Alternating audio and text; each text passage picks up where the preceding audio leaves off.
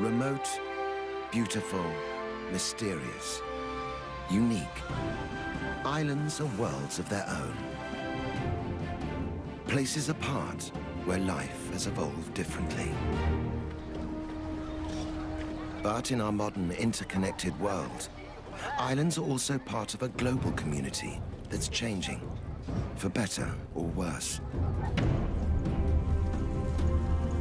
In this series, we're exploring the lives of islanders. We're discovering that no matter how distant they are from the mainland, how distinctive their histories, or how proud they are of their independence, islands can't separate their futures from the fate of humanity as a whole. In so many ways, these shores are the front line of global change.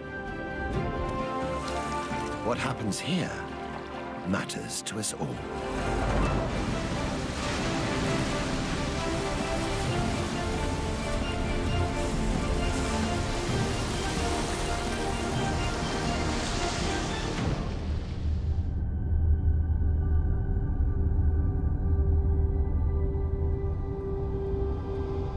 Amid the vast expanse of the South Pacific, isolated by the endless blue, is the Republic of Fiji.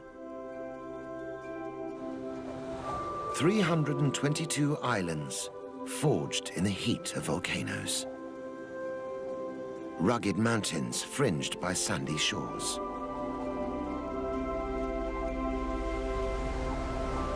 Behind the shelter of its coral reefs, Fiji nurtured a vibrant and unique way of life.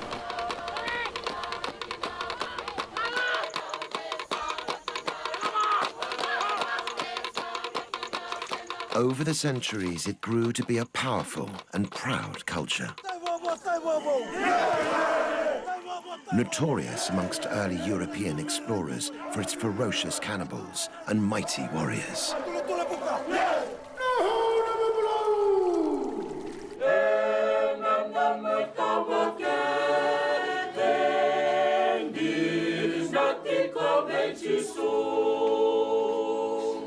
When the British imposed their rule, they brought Western ways and Christianity.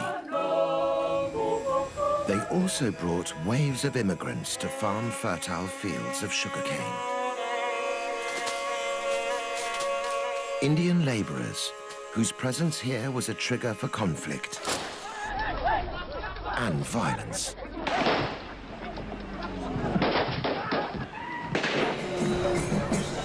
Today, an uneasy peace reigns. The new and old ways sit side by side. And the latest arrivals are tourists for whom Fiji's islands are a tropical paradise.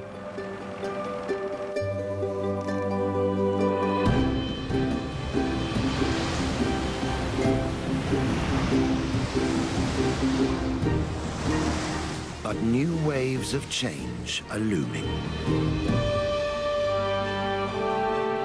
They're threatening to turn this idyll from playground to battleground.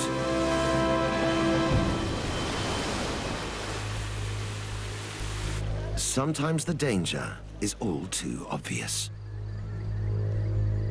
But for those who know where to look, the effects can also be seen in the depths of the forests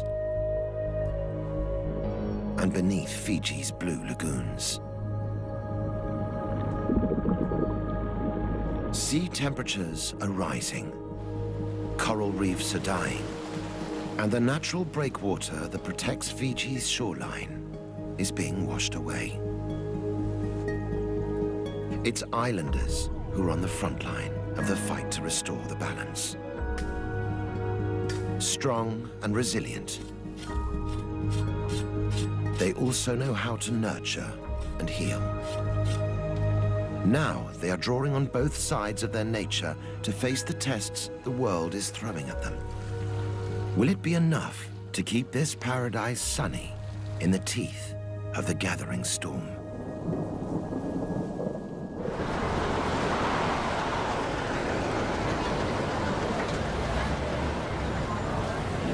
Today, Most of Fiji's 1 million population lives on the big island of Viti Levu. The capital, Suva, and a dozen other towns pulse to an urban beat. But outside the cities, life is organized along traditional lines. Head a few kilometers off the southern shore of Viti Levu to the island of Benga, and the importance of the old ways is clear to see.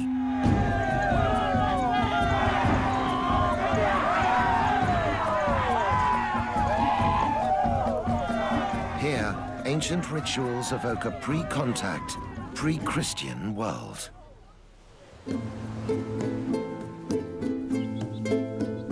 Distanced from the mainland, life moves at its own pace on Benga. Underpinning this modern-looking village is a unique way of life, where ancient traditions still survive.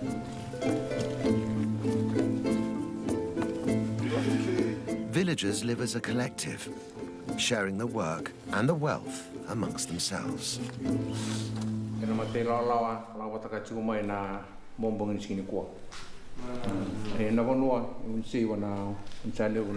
They are led by this man, Tui Sau.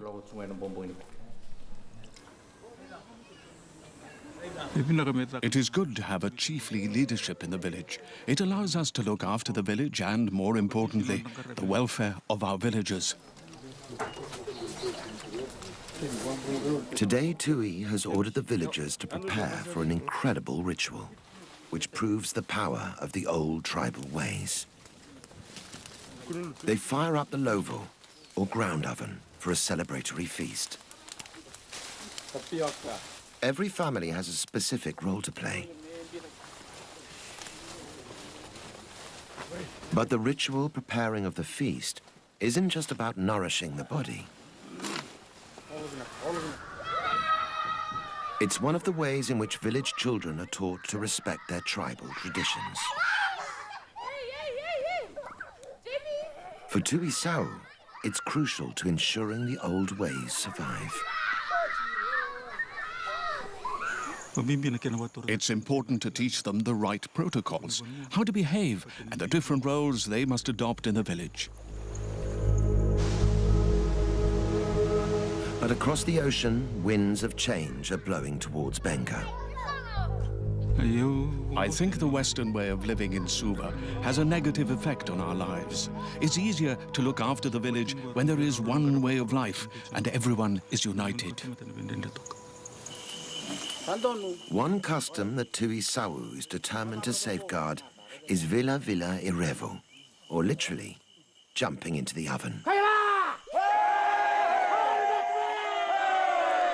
We know it as firewalking.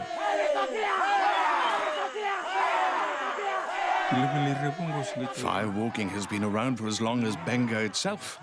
Our fathers and their forefathers have been firewalking all of their lives, and now we firewalk also.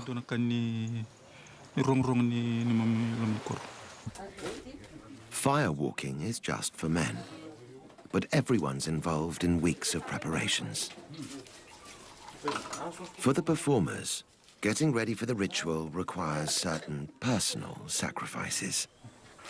There are a few taboos. The most important is that the firewalkers must not sleep with their wives for 4 nights beforehand, and they can't eat coconut or burnt foods either.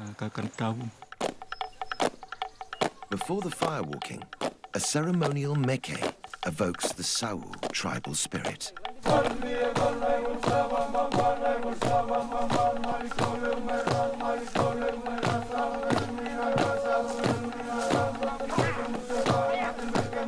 Warriors brandishing old war clubs reenact the battles of village ancestors. For centuries, these meke have been used to keep the past alive, and even to predict the future.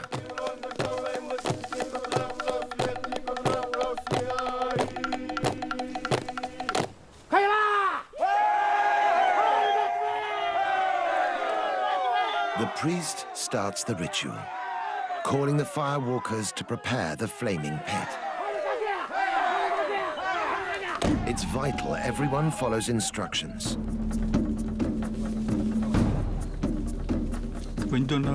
If someone breaks the rules or taboos, they will get burnt. They can be bedridden for 4 months and must be nursed at home until the burns heal. Finally, the pit is ready.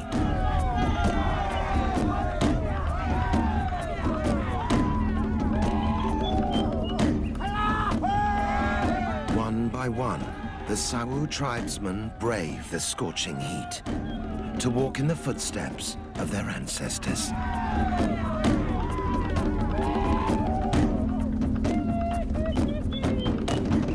They finish unscathed, the honor of the tribe upheld.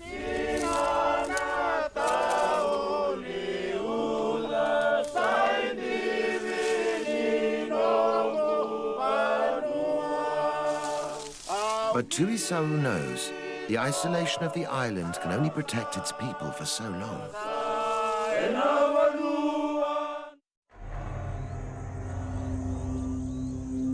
Dark clouds are gathering on Benga's horizon. Change is coming that even the firewalkers and their prophetic rituals cannot foresee.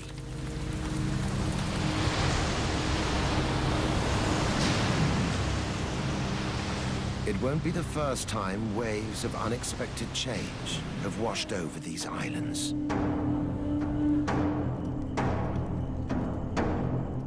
Less than 200 years ago, Fiji was a cannibal society. Tribal warfare was commonplace.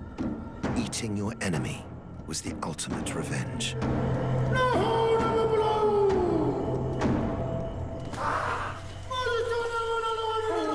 Christian missionaries from Europe set out to rid the islands of cannibalism.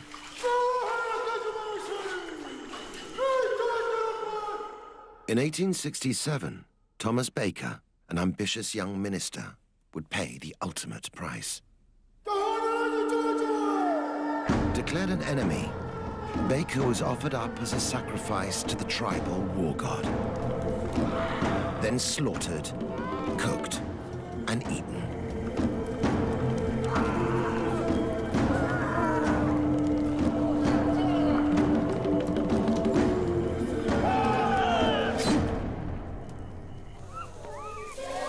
But Baker's sacrifice was not in vain.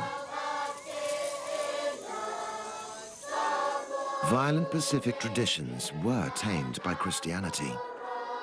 And today Fijian Christians regard the old days as Naguana ni Tevoro, the time of the devil.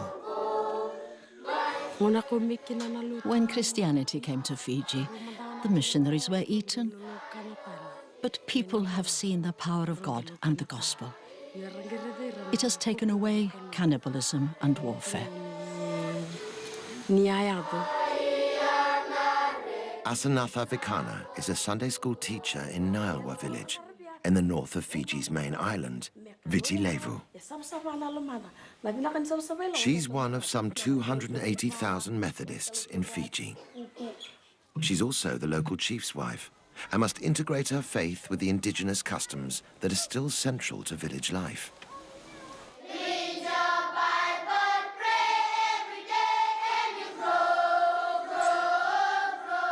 Christianity came to Fiji as a foreign religion and had to deal with the traditions and the people it found here.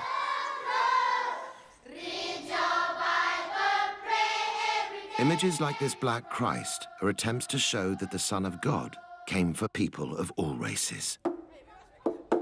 The missionaries reached out and succeeded in convincing Fijians. So much so that today Fiji is a sort of Pacific Islands Bible Belt.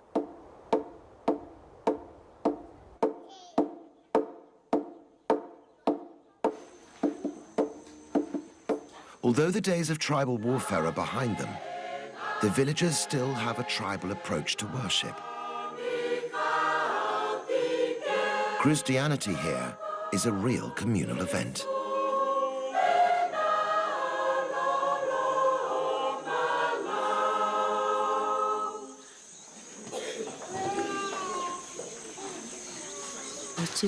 God has given us love for one another within our community. That's why our village is united. Also uniting the village is Asanatha herself. As the chief's wife, she shares his responsibility for the community's well-being. I am the mother of the village. If someone is hungry, it is my job to give them food.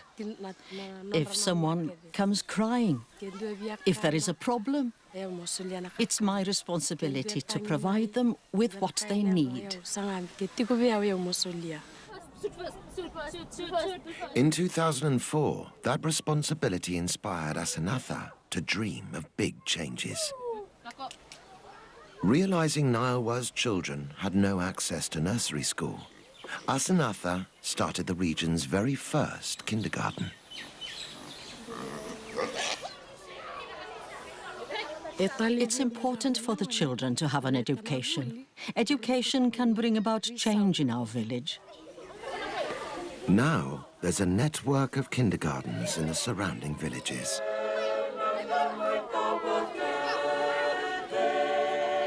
Throughout her campaign, it's been Asanatha's faith that sustained her.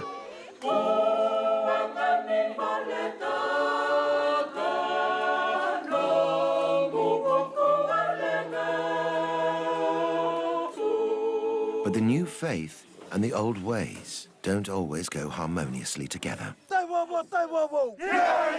Echoing around the national stadium is a voice from Fiji's ancestral past.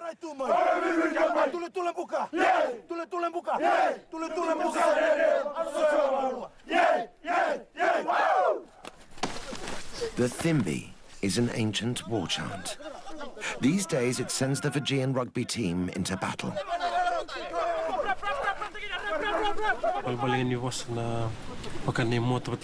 The words mean, we have our shields and our spears, and we're going into battle. We're telling our opponents, we'll take you down.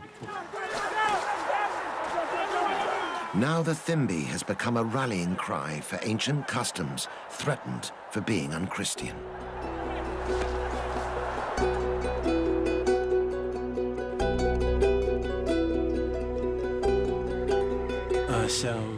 Our elders have been dancing the Thimbi since their time, and now we're doing it.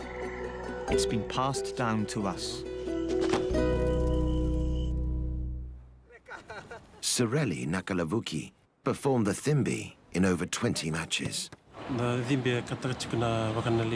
Thimbi makes you feel strong as you prepare for battle. It psychs you up, ready for the game.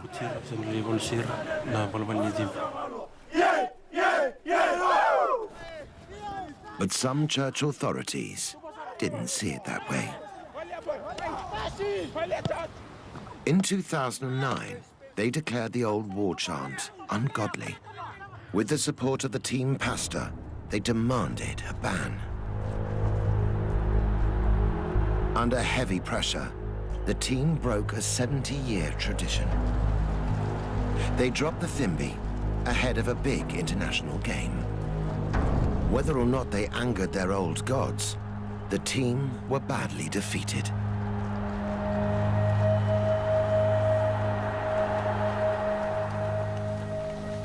For rugby fans across Fiji, this was the cue to tackle the authorities head-on. They stood up in support of the old ritual and its place in the much-loved national game.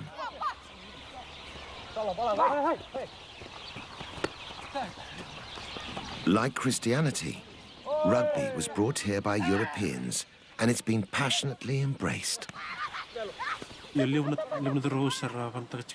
Rugby is slowly becoming a religion in Fiji. There's a lot of support and encouragement for rugby in the villages.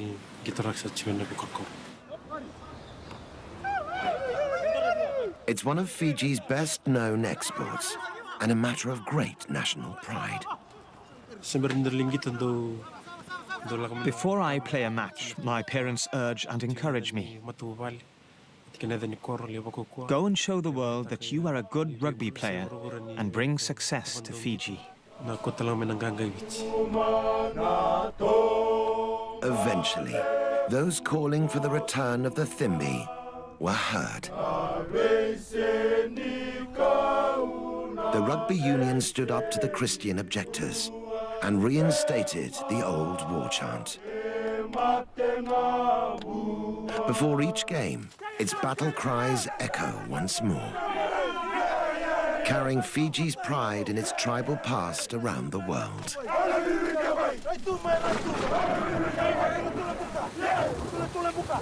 But while the team represent their nation with pride, the future of their island looks dangerously uncertain.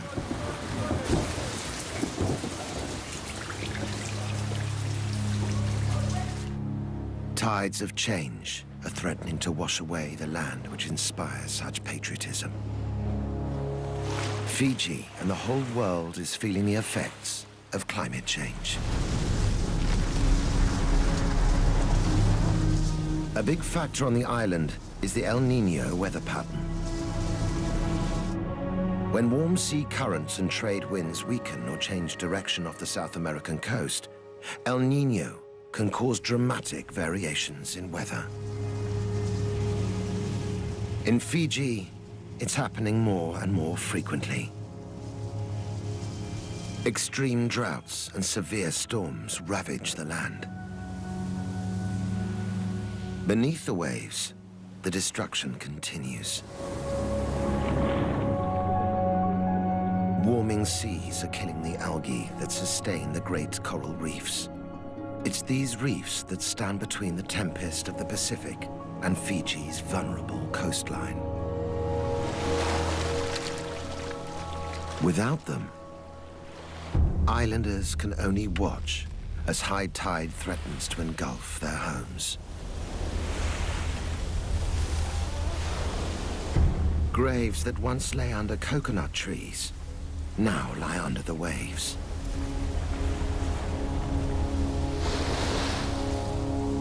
History is being washed away.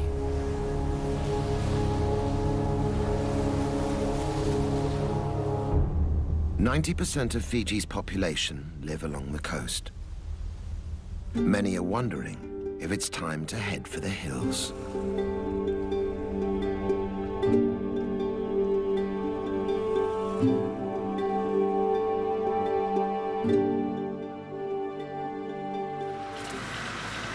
When Britain colonized Fiji in the late 19th century, reliable sunshine and predictable rains meant that they could farm sugarcane on a massive scale.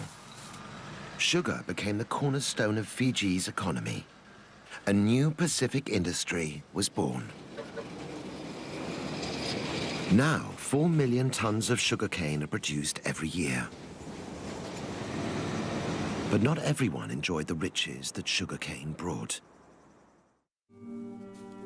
To harvest their wealth, the British needed more hands. Over 60,000 Indians were shipped to Fiji as indentured laborers. We were brought here from India to work on farms, on sugar plantations. They brought us here in ships.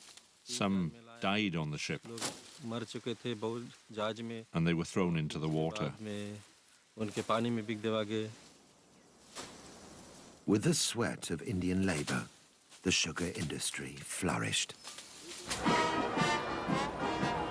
By the time indentured labor was abolished in 1916, the immigrants had built homes, schools, and futures. Few could afford to return to India, even if they wanted to. Today, Indo-Fijians make up some 40% of the island's population. Lal Philip is one of them. Descended from the original Indian laborers, Lal now farms his own small plot of sugarcane. Although fifth-generation Indo-Fijians, the family still value their Indian heritage.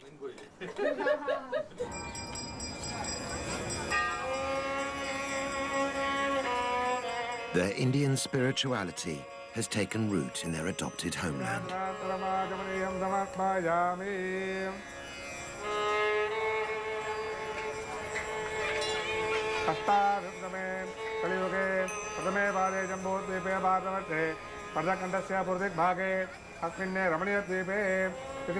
This Hindu temple, the largest in the southern hemisphere, attracts hundreds for daily worship. Its presence signifies the part Indo-Fijians now play in the life of the island.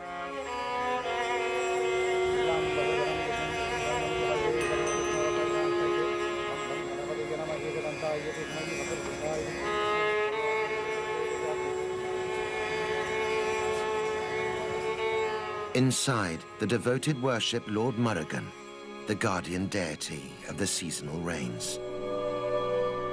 But is he hearing their prayers? 1996-97 was a very dry season. The cattle started to die and food was scarce. It was very difficult. We thought that we might not survive the drought. So many of our cattle died.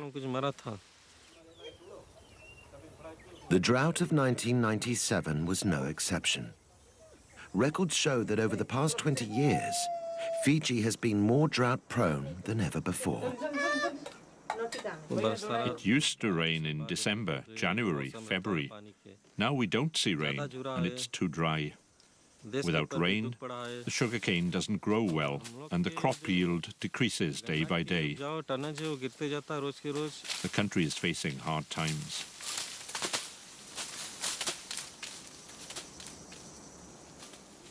But for farmers like Lal, it's not just the weather that could ruin the harvest.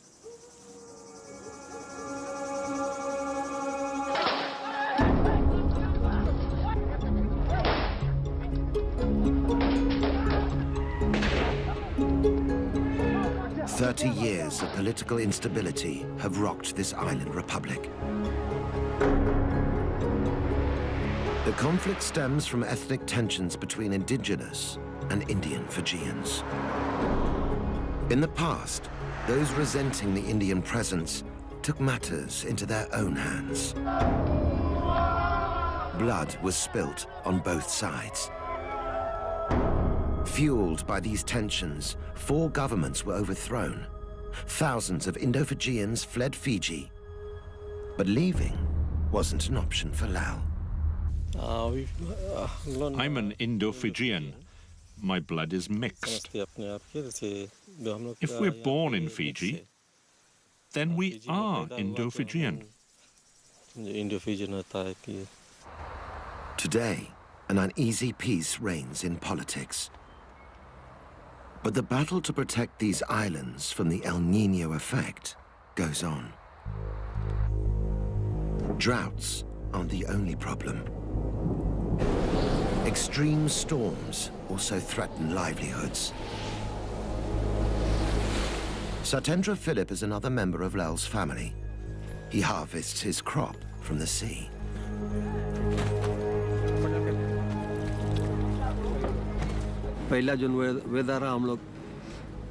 We used to have good weather, but now it's very unpredictable. With no warning, the sea can get very rough. All sorts of changes are happening.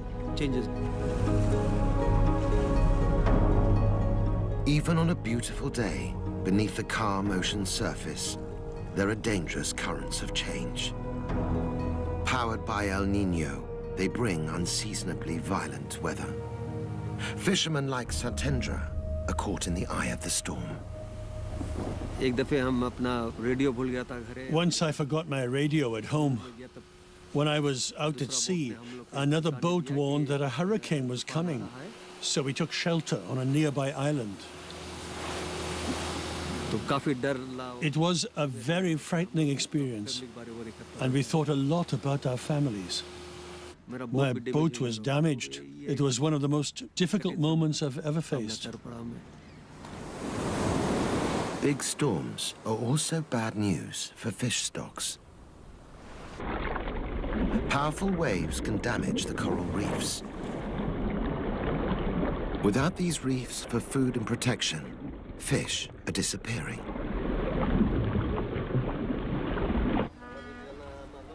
Outside the cities, half of all households depend on fishing. The changes in weather threaten their whole way of life. Their children face an uncertain future. If the extreme weather continues, it's not just the farmers and fishermen that will be affected. So too will Fiji's tourist industry. Each year, 500,000 visitors arrive looking for their own castaway paradise. Romance, adventure, culture. Fiji has it all.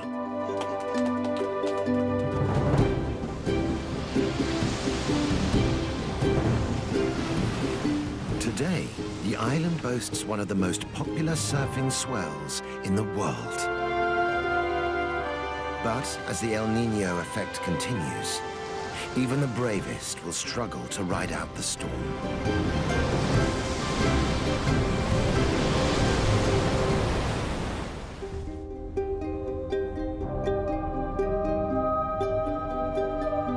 Inland, there's a different landscape at risk.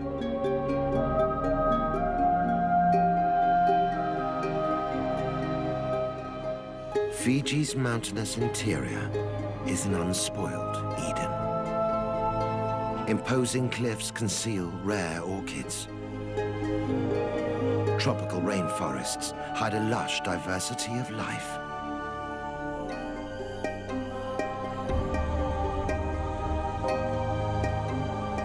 Yet even Fiji's heartland is at risk from the El Niño effect.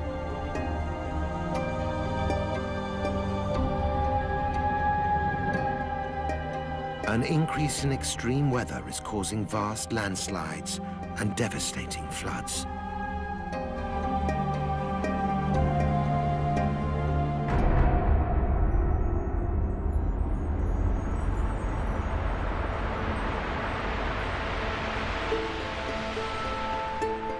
Hidden in the remote Nassori Highlands is a village lost in time.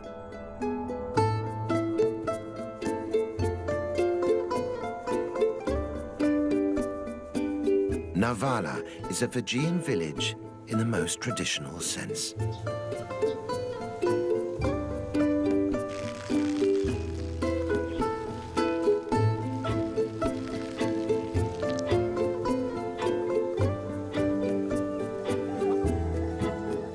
With no mains electricity, life goes on much the same as it did hundreds of years ago. Everybody works together for the good of the community.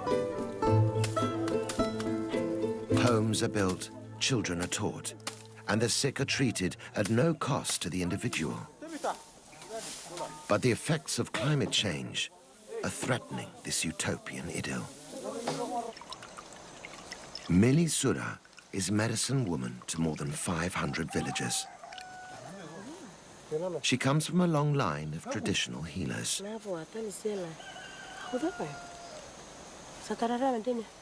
Mili believes healing is in her blood, and ancient laws govern its use.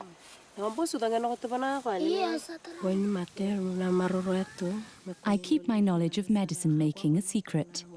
I can't tell anyone else because if I make this knowledge public, it can reduce the effects of the medicine. Mili sees her patients every day, and their complaints are seasonal.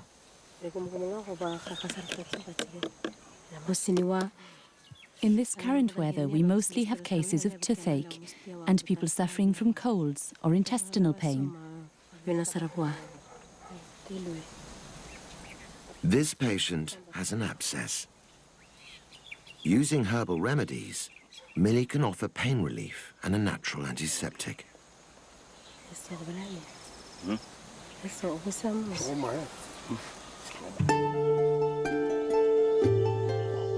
For ingredients, she's totally dependent on the huge natural pharmacy on her doorstep.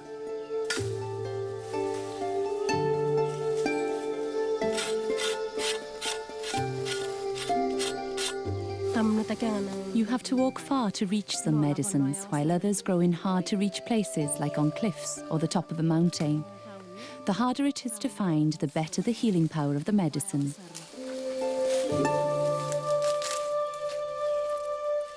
These days, Millie's remedies are in great demand. The change in weather brings with it numerous infections. At times like this, lots of people come to ask me for medicine. People here have come to understand how the plants and herbs which grow around them can keep their families healthy. In Millie's hands, this wisdom can be released to heal a new generation. Take a mango tree, for instance. It can be used in lots of ways. It can be scraped and mixed with hot water and salt for gargling. And it can also be drunk to treat diarrhea.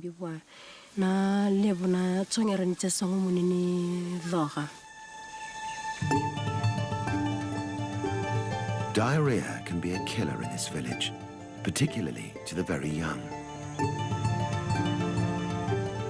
It's crucial that Millie is able to find the right plants at the right time to treat it. But the changes in Fiji's climate are putting Millie's natural pharmacy in danger. She has to walk further and further to find the plants she needs. Millie is worried that one day they won't grow at all. It's been very dry and windy. It hasn't rained for a while now. Many plants and trees thrive in wet conditions, and too much heat can destroy some medicinal plants. The whole island seems to be sending a message that the balance of life here is changing. Since the dawn of time, it's the sea that has kept the equilibrium. As powerful waves sculpted the landscape, life on Fiji evolved in sync with the swell. But the tide is turning. The sea surrounding the islands is warming, killing the fragile ecosystem beneath. It's a symptom of global warming that the islanders must address, or suffer the effects. Panapasa Namali is on a mission to restore the balance of life in Fiji's waters.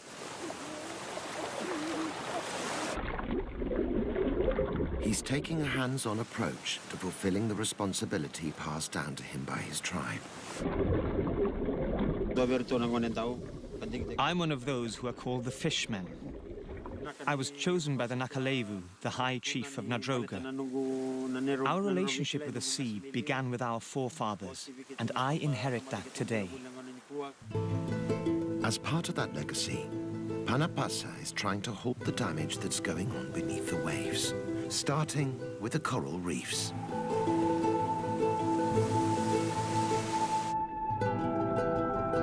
These reefs shield the island by absorbing the force of the powerful Pacific waves.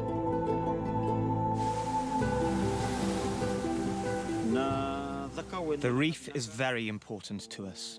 I'm witness to this. During bad weather like cyclones and tsunamis, the reefs protect us from the effects. The reef is also home to many species of fish. Feeding on the coral, some fish produce and excrete tons of sand, which is key to replenishing Fiji's shoreline.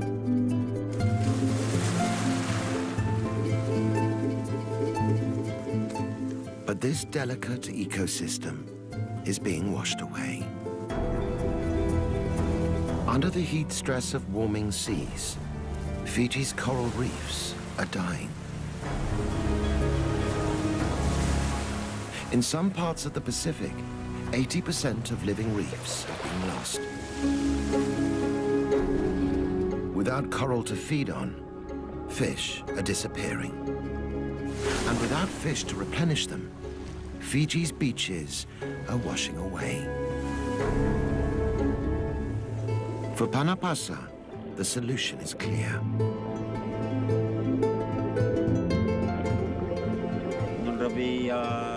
The relationship between the fish and the sea needs to be revived. We need to restore life to the waters. One way to bring back the balance is to restore the coral reefs. On the island of Motoriki, villagers are doing just that. They've started to farm coral on a scale that could make a difference. Using artificial trays to grow cuttings of wild coral, they hope to bring their reef back to life.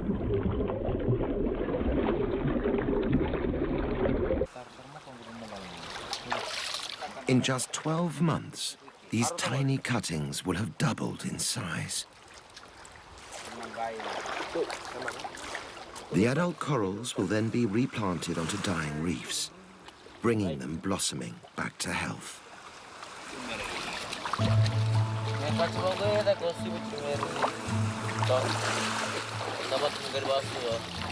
By renewing the reefs, these islanders are helping build a sustainable future for Fiji. One that could make a global impact.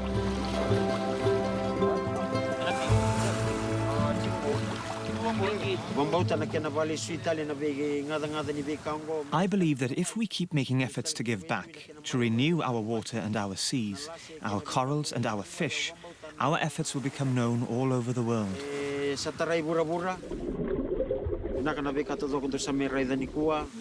Everything you see here, I have faith in and believe in. Though it's too early to see long-term results, the signs are promising.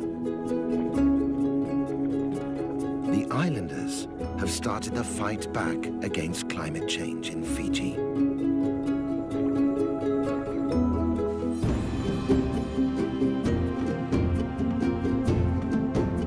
Islands are special places. Fiji's islands amongst the most distinctive of them all.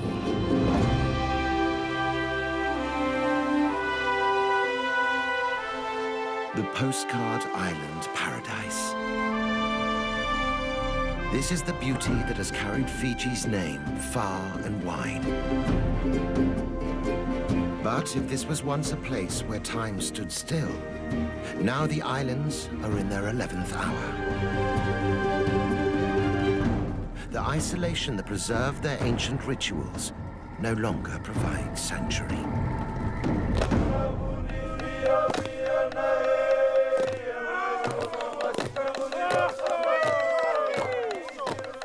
Fiji's children are taught to respect traditions passed down from their fathers and to learn from the care lavished on them by their mothers. These are children who can still enjoy their season in the sun. But as they grow, they'll tackle challenges no other generation has had to face. Not only must they learn to live with their divided past, they must build their future in a changing world and protect their islands in all their fragile beauty. Facing new horizons, Fiji's children must adapt, even as they hold fast to the strengths their island legacy has given them. In a changing world, we all have lessons to learn from Fiji.